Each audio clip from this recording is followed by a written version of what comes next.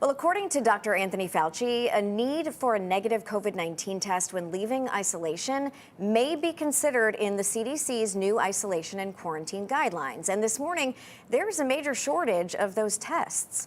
Fox 43's Victoria Lucas joins us live outside UPMC in Harrisburg with more on how the demand is impacting our area. Good morning, Victoria.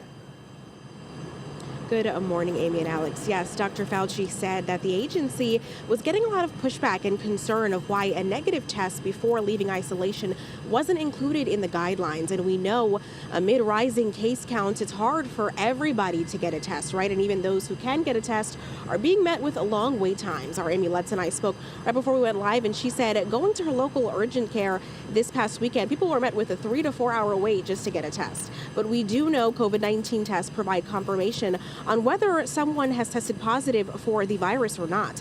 Health professionals say the problem now is there is greater transmission. People want to gather more, and some just want to keep themselves as safe as possible.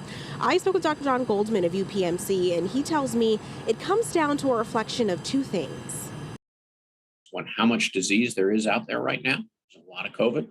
And two, the fact that COVID kind of, especially if you're vaccinated, often presents with mild symptoms.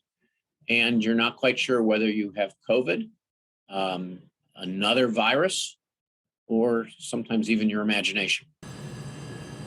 Dr. Goldman says he understands it's hard to get a test and adds UPMC of Central PA has began running short on them too.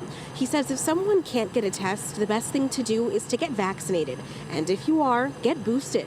The demand and shortage for COVID-19 tests varies within some of the health hospitals in our area. Administrators at Lancaster General and WellSpan Health have told me they currently don't have a shortage in COVID-19 tests. However, Penn State Health says the demand is high and testing is offered to symptomatic patients by a doctor's instruction. We're live in Harrisburg. Victoria Lucas, Fox 43 News.